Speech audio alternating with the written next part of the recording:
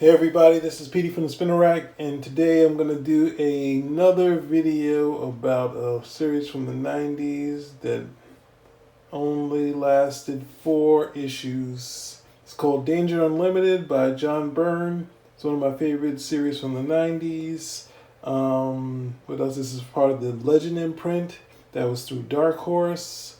The team of Danger Unlimited consists of 2 eras. One that takes place from the 60s to the 80s, and then we have one that's in the future, which is in 2060. So in this story, we have Thermal, who's the lead character.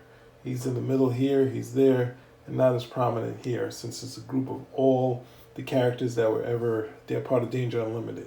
Now this team here, we have Hunk, we have Miss Mirage, we have Doc Danger, along with obviously with Thermal. That's from the 20th century team. The 21st century team has Bellabit and Caucus, and with Thermal, right? So this is the Dark Horse edition. There's a limited Dark Horse edition, which is a what would it be? There's a limited Dark Horse edition that also has them fighting the heads from Easter Island. Was it Easter Island? This one doesn't have that. It doesn't have the promo piece, but it does have Babe in it. So it's worthwhile to get both of these. And this is the original series with the covers painted by Gary Cody, right? So I think that's about it for this. This is similar to the Fantastic Four, but the tone of it pulls from all of those sort of books that are similar to that draw from the Lost Horizon. That would be stuff like the Challengers. It would pull stuff from like the House of Secrets from DC. Some of the mysteries that you see in those things, like Mark Miller. Was it like Mark Merlin that has sci-fi, but these weird sort of characters? Then you also have the Atlas sort of stuff, where you got Hank Pym and stories like that, and Groot and that sort of stuff. So with that said, that's good enough intro for this. This is going back to something that was similar to the Fantastic Four. Thermal on the cover, similar to the first Marvel Comics issue, right? I think that's as much as I can give you as far as talking about that.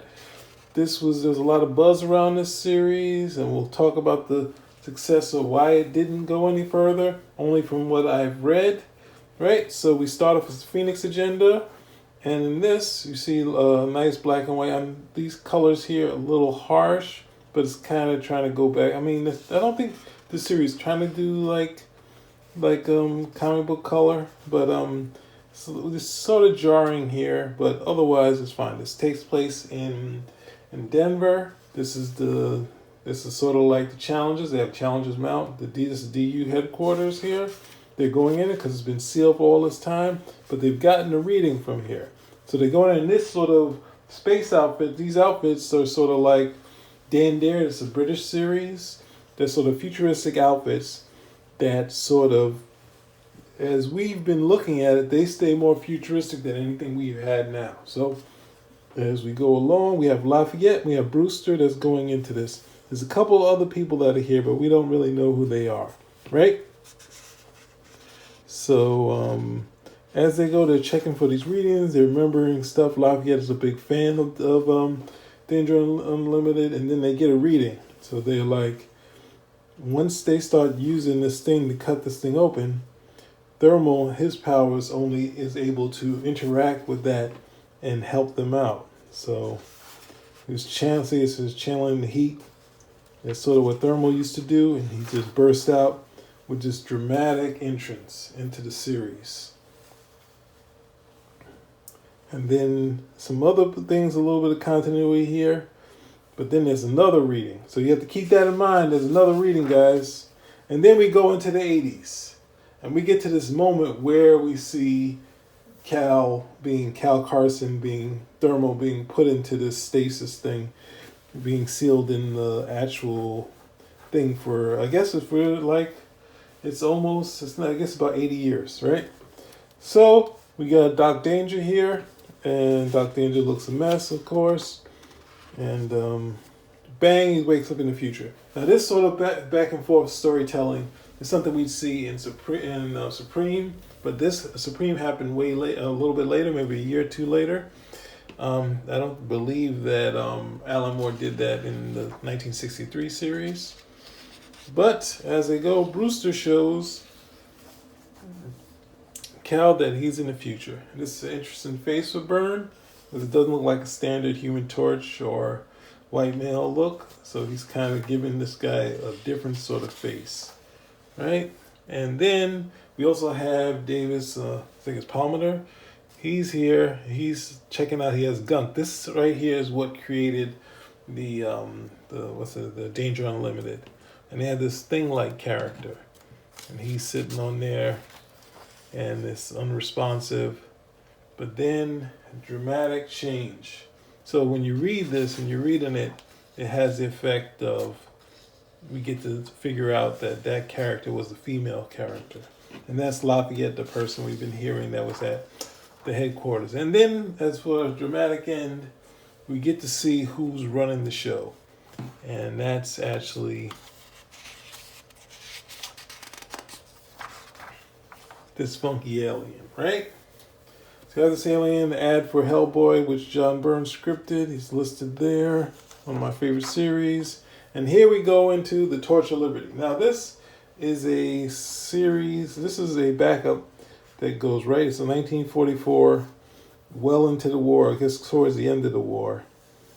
Next thing you know, you see he has the red boots, and the Torch of Liberty is a character that inspires these troops to keep fighting. And this is something about his character that we don't know if it's a power or not, but with his skills and he gets them, he gets the soldiers to join in and fight.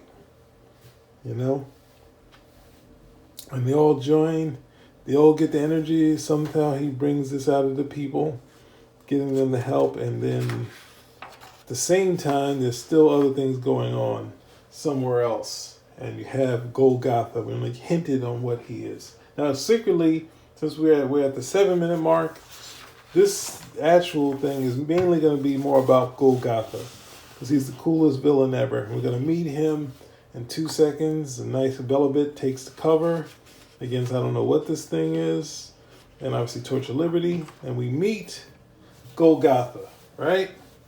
So Golgotha, he's like your Red Skull Dr. Doom in one. He's fighting Hunk. Hunk, we get to see that portion of his thing is revealed, and he has some sort of weird skin. But if it's funky, how is he keeping his regular face and has this weird skin condition, right? And then Thermal uses his power. They're able to capture Golgotha in the headquarters. So if we remember what happened, someone else was in the headquarters in the last issue. So that could mean Golgotha is what caused the big commotion. And then, of course, we're hinting this romance because we see his skin out here, and she's cool with the skin. She likes Hunk and whatnot. And as we go on, Cal isn't really connecting to it. No emotional attachment to these memories. But then we go to this past. We get to see how they got their powers. So hopefully to jog his memory. We get Mike Morley, Professor Carlson, and we got Connie and Cal, who's Thermal. They meet Mike, who's going to take them on this excursion to run this spaceship. So this is very much in a House of Secrets sort of vein, right? This is sort of like saying this is an opportunity, take things back, and then of course they're trapped here.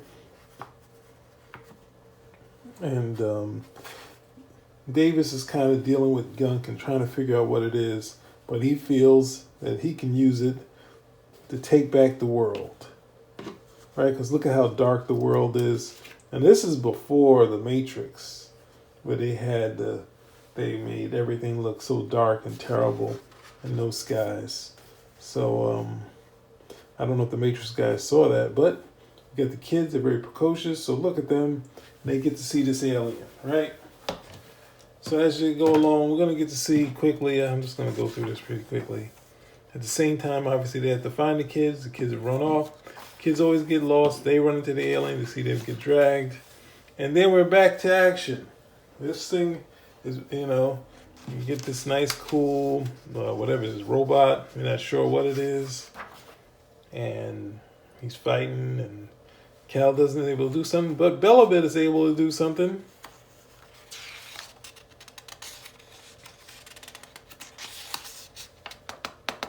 Belobit gets hurt, but takes out this thing. We find out it's an alien, Zellery, and we find out that they roll the whole world, right? So in this, we get some ads for X-Men, which you should check out. And then we're introduced to the Torch of Liberty and his history. And in this thing, he's a bright-eyed, young man that goes to war, and he's kind of, just small cog in the thing of war. He still has his spirit, but he's seen things. There's things he's not prepared for, right? And then, of course, they're attacked. There's an ambush. All right, so we can keep going. We're 11 minutes in. Hopefully we can get this to 5. I'm not sure if we're going to have any more, but then here's Davis. Something has happened to him after he used the gunk. And he said, Professor Palmer, he's out. Then we see something's happened to him. He's splitting. We got this cover so you can kind of, when you're going there, did I know that his powers were like that? I'm not sure. Right? So they think they're going to nickel and dime the Earth people. And of course they do. There's no way you can, bureaucracy wins it all over everything. So they can't do anything, even though they kind of have animosity towards the aliens. And look at all this, like this cool alien with this funky hair and whatnot. And then, of course, these guys, we don't know. This is one thing in this series that doesn't get revealed who did this to them and how they got there, or something that they just do for when you when you go to a different planet. And we get to see how his powers work, and that he has to stay on. He has to be able to control it, try to stay in the middle. We don't know what's going on with Connie, but they see the parents, his father and Mike, and the father's in there, and Mike is covered in this stuff. And then Connie's like, no, you got to get him out. They get the father out. He loses his beard. Looks like nothing happened to him. And then he's like, I'm still not connecting to this. With Professor Palmer, he's now 3 people, right? They're going to get the C-Ops. No, they're not going to do it. And then, just like someone that you know very well, you're able to complete their sentences. Is a cool effect as far as the dialogue and similar thought processes. So now, they get their funky futuristic outfits, and then they're going to try to escape, right? So they can try to do something to fight against these aliens, right? They're going to try to fight against these aliens. Of course, they get chased. So, and this leads to, we see nothing, but we see this big explosion. So are our heroes in trouble? We don't know. Oh, we still have the Torch of Liberty to go through. A little art thing to Jack Kirby here.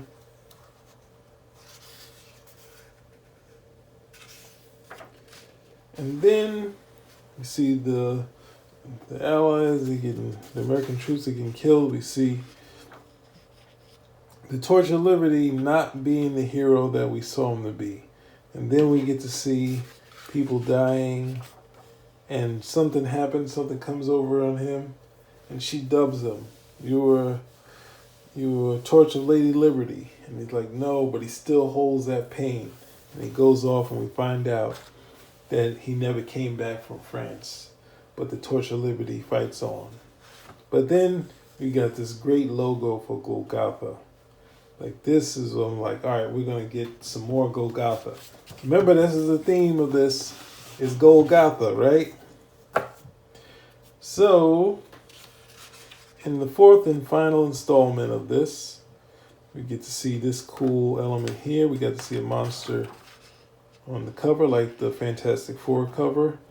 Number 1. We actually see, if you remember what happened, they survive. Isn't that cool? Right? They survive. the hottie is like, they made it out, and it's like, they probably guess they're not going to get away. So he's talking to homegirl, but he's got to take her out. He's got to get away, and he wants to connect with Cal Carson and become. Well, we'll find out that later. Then we find out that his Graham, which I used to call my grandmother Graham, and she sees him and said, "Cal Carson, I thought you were dead," right? And then she goes to the last memory, and then we get to see Mike, and we see what he looks like, and he's pretty messed up, but he's, pretty grim at the same time. So they had to figure, how do they get out of there? What can Connie do? Well, Connie doesn't have anything that can affect them, but she can use her imagination. And of course she scares away these natives that were going to kill these guys. So they're with all the heroes of the world. We got Hellboy in here. Hellboy, and this is a classic John Byrne. Alright, Hellboy makes an appearance, and he doesn't affect the story in the appearance. Like the next men show up in Wonder Woman, and they're the smallest shot. If that's not a walk-on, it's not a cameo. But it's actually a cameo because it's how it would be. This was an Arthur Adams character, the Blonde Bombshell, and the Comedy Smasher Byrne characters, and obviously Radio Girl here too. But then we get to see Hunk, and this gives you the classic early Silver Age look for Hunk. We got Miss Mirage, Doc Danger, and Thermal, right? And he's kind of the heart of the team, meeting all these heroes. I think Mike Mignola was talking about, Hellboy kind of appeared in, some of the Burns comic books, which I don't know if I would do. He's kind of iffy on it. He barely appeared. He shows up in Babe for another half a panel. So, and then we get this nice moment here where it's like, what's going on here? He's with this hottie that turns into the thing. Could be trouble. But then, of course, another cool effect of her getting big, what's in this old house. And it's also, this is one of the best dual shade books printing outside of the Superman Annual, where Byrne inked Kurt Swan. But this is some really nice stuff with the dual shade. Who's it? Dark Horse did a really good job with it. And she sees him. Velvet gets her name, and say for the new Danger Unlimited.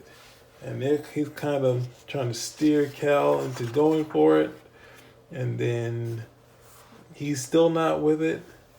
But Lafayette's Graham inspires them to become the new Danger Unlimited. Right? The end for now. Now this, I'm going to keep that in mind. Babe would be the next thing. So the writing was on the wall for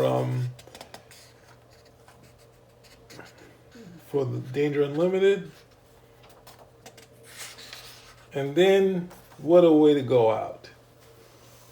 We have this Golgotha thing.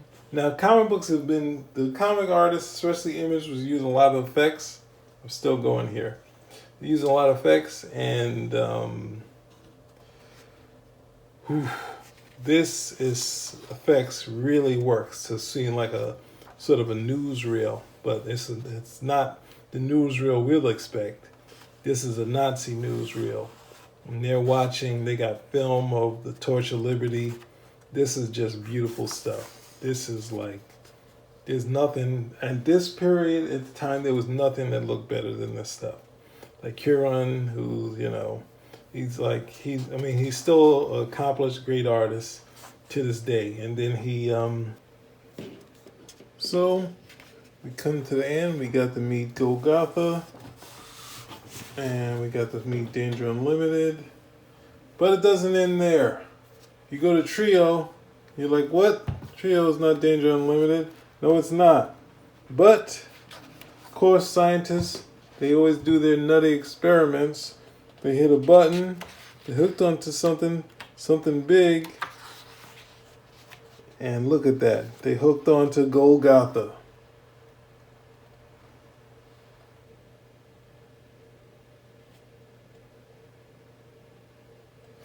Right? So, even though the title is This Ancient Evil, this is dealing with the struggles that they're going through. And Golgotha is they're showing everything that happened in World War II.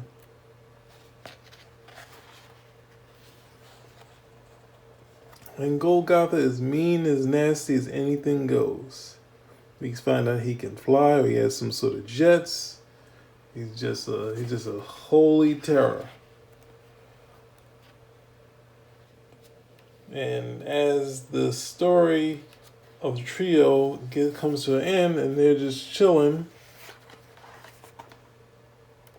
you may call me Golgotha.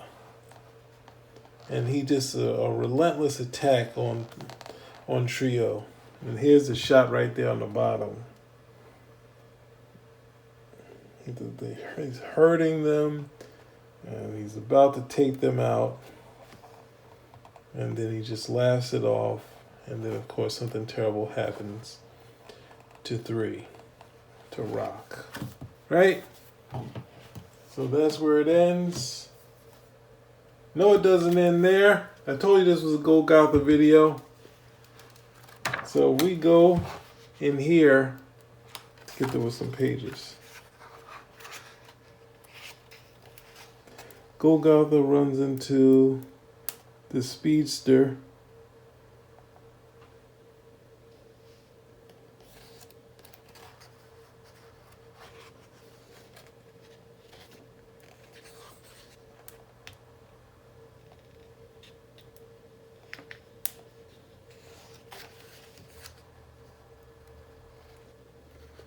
So then Golgotha goes against Triple Helix, right? And of course he's just in all his glory. He's took off the Nazi symbol. He's just doing his thing. But at the same time,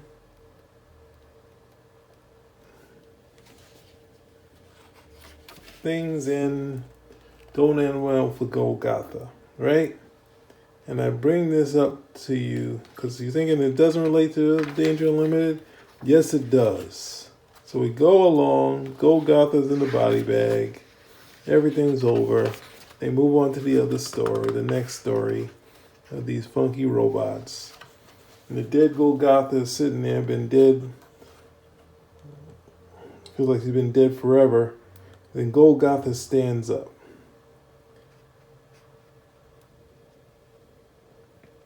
And we find out that he can pass his body on to someone else. And that's pretty heavy, right? So if that's the case, and I'm told to reveal, this is going to be the spoilers. Spoiler of the year. In this series, we're going back to Danger Unlimited. Thought I wasn't going to. We're not done yet. Because this is... So once we remember where we were, this is the trade. So in the trade...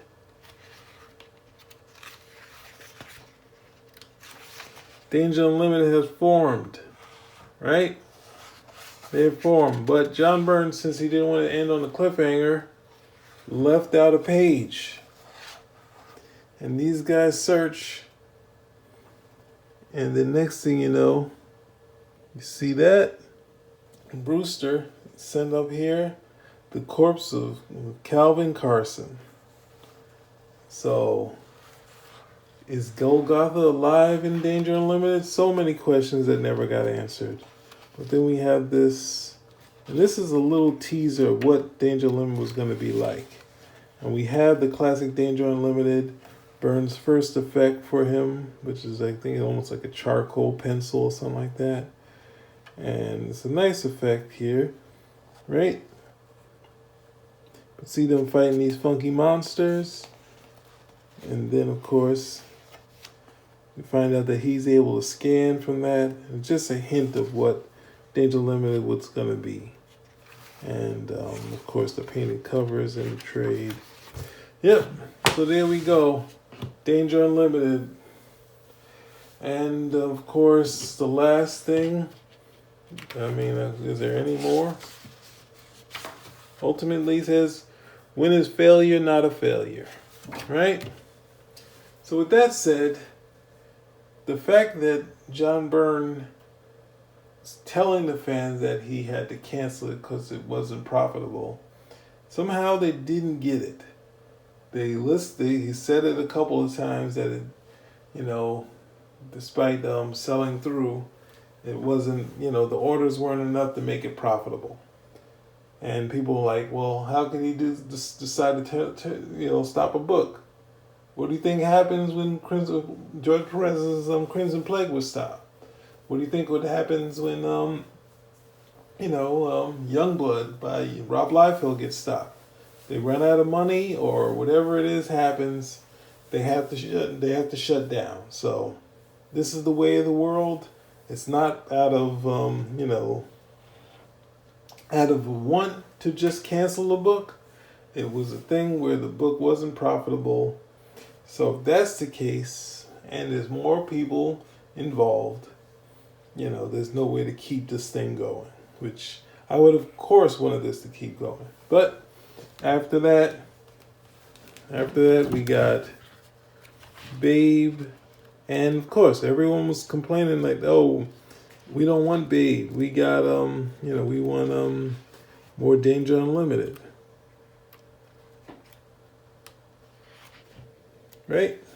That's what you said, right? You wanted more Danger Unlimited. Well, Byrne gave you a teaser. Danger Unlimited in the 90s.